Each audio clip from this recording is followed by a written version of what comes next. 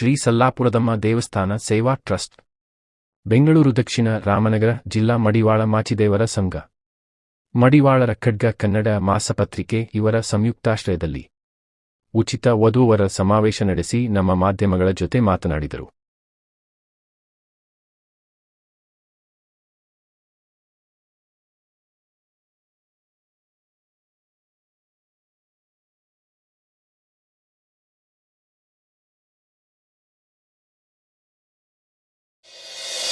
ಇವತ್ತು ಸೊಲ್ಲಾಪುರ ದೇವಸ್ಥಾನದ ಸೇವಾ ಟ್ರಸ್ಟ್ ಮತ್ತು ಮಡಿವಾಳರ ಖಡ್ಗ ಹಾಗೂ ರಾಮನಗರ ಜಿಲ್ಲಾ ಸಂಘದ ವತಿಯಿಂದ ಕಾರ್ಯಕ್ರಮ.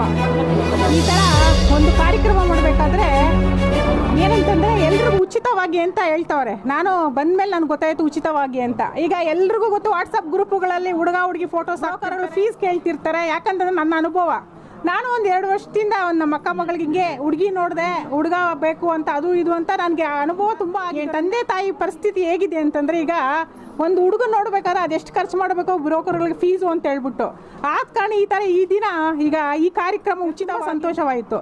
ಈಗ ನಮ್ಮ ಪಕ್ಕದ ಮನೇಲಿ ಮಡಿವಾಳರು ಇರ್ತಾರೆ, ಅದು ಮಡಿವಾಳರು ಅಂತ ಯಾರಿಗೂ ಹೇಳಲ್ಲ.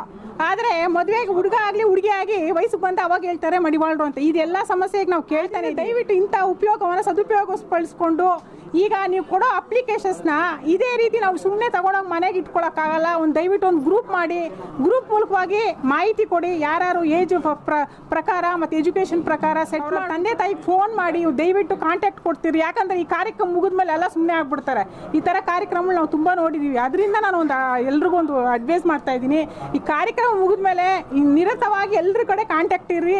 ಸೆಟ್ ಆಯಿತು ಸೆಟ್ ಆಗಿಲ್ಲ ಅನ್ನೋದು ಮಾಹಿತಿ ಕೊಡ್ತೀರಿ. ಫೋನ್ ಬಂದಾಗ ಫೋನ್ ಇನ್ನೊಂದೇನಂತ ಖುಷಿ ವಿಷಯ ಏನಂತಂದರೆ, ಇಷ್ಟು ಜನ ಸೇರಿಸಿ ಕಾರ್ಯಕ್ರಮ ಮಾಡೋದು ಅಂದರೆ ಸುಮ್ಮನೆ ಅಲ್ಲ. ಈ ಬೆಂಗಳೂರು ಸಿಟಿಯಲ್ಲಿ ಈಗ ನಾವು ಊರ ಕಡೆ ಆದರೆ ಒಂದು ಸ್ವಲ್ಪ ಅನುಕೂಲ ಇರುತ್ತೆ. ಆದರೆ ಬೆಂಗಳೂರು ಸಿಟಿಯಲ್ಲಿ ನೋಡಿ, ಆ ಕೊನೆ ಈ ಕೊನೆಯಿಂದ ಎಲ್ಲ ಜನ ಬಂದಿದ್ದೀರಾ. ನಿಮಗೂ ಅಷ್ಟೇ ತುಂಬ ಧನ್ಯವಾದಗಳು. ಒಳ್ಳೆ ಕಾರ್ಯಕ್ರಮ.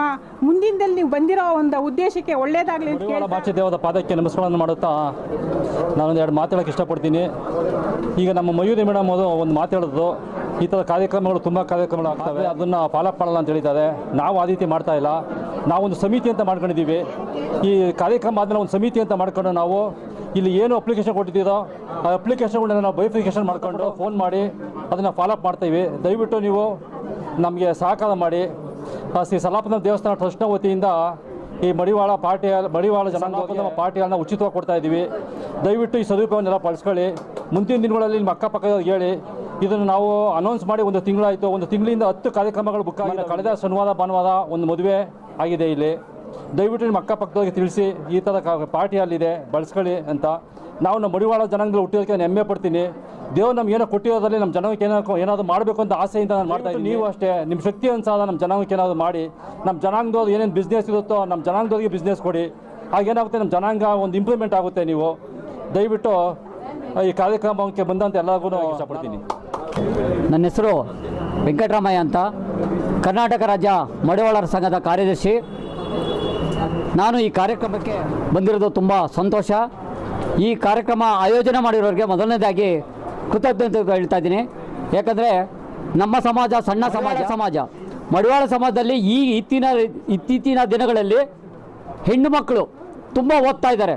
ಅದೊಂದು ಹೆಮ್ಮೆಯ ವಿಷಯ. ಯಾಕಂದರೆ ಇದರವಾಗಿ ನಾವು ಸಿದ್ದರಾಮಯ್ಯ ಮುಖ್ಯಮಂತ್ರಿ ಆಗಿದ್ದಾಗ ಕಾರ್ಯಕ್ರಮದ ಒಂದು ಮೀಟಿಂಗ್ಗೆ ಹೋಗಿದ್ದೋ.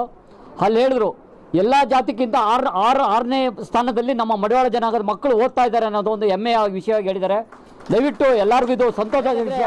ನಾವು ಪ್ರತಿ ವರ್ಷವೂ ಪ್ರತಿಭಾ ಪುರಸ್ಕಾರ ಮಾಡ್ತೀವಿ. ಯಾಕೆ ಗೊತ್ತಾ, ಮಕ್ಕಳು ಓದಲಿ, ಮಕ್ಕಳು ಎಜುಕೇಷನ್ನು ನಮ್ಮ ಆಸ್ತಿ ಇವತ್ತು ಇರುತ್ತೆ, ನಾಳೆ ನಾವು ಮಾರ್ಕೊಂಡ್ಬಿಡ್ತೀವಿ ಆಸ್ತಿನ. ಎಜುಕೇಷನ್ ಕೊಡಬೇಕನ್ನೋದೇ ನಮ್ಮ ಉದ್ದೇಶ. ಎಜುಕೇಷನ್ ಮಾಡಿದ್ರೆ ಇವತ್ತು ಇಲ್ಲೆಲ್ಲ ಬಂದಿರೋದು ಎಲ್ಲ ಕರ್ನಾಟಕದಾದ್ಯಂತ ಎಲ್ಲ ತಾಲೂಕು ಜಿಲ್ಲೆಗಳಿಂದ ಬಂದಿದ್ದೀರಾ.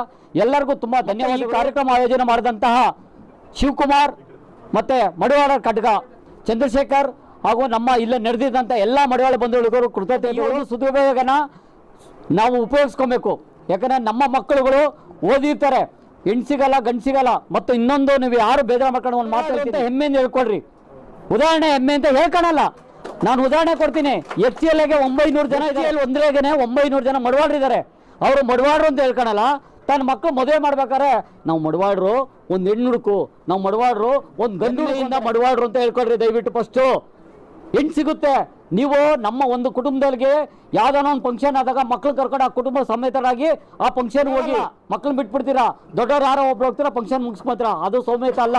ಮಕ್ಳು ಕರ್ಕೊಂಡು ಹೋಗ್ಬೇಕು, ಮಕ್ಳನ್ನ ಪರಿಚಯ ಮಾಡ್ಕೊಡ್ಬೇಕು, ಅವಾಗೇ ನಿಮ್ಮ ಮಕ್ಳಿಗೆ ಹೆಣ್ಣು ಸಿಗುತ್ತೆ, ಹೆಣ್ಣು ಸಿಗುತ್ತೆ, ಹೆಣ್ಣಿಗೆ ಗಂಡು ಸಿಗುತ್ತೆ. ನಾನು ಹೆಚ್ಚಿಗೆ ಮಾತಾಡಿದೆ ಅಂತ ಯಾರು ಅನ್ಯತಾ ಭಾವಿಸ್ಬೇಡಿ. ಈ ಕಾರ್ಯಕ್ರಮ ಮಾಡಿರೋದು ತುಂಬ ಸಂತೋಷ.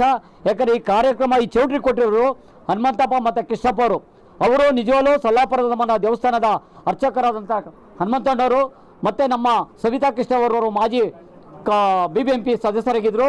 ಅವರು ಈ ಕಾರ್ಯಕ್ರಮ ಉಚಿತವಾಗಿ ಕೊಟ್ಟಿದ್ದಾರೆ, ಮತ್ತೆ ಇದನ್ನು ಉಚಿತವಾಗಿ ಕೊಡ್ತಾರೆ.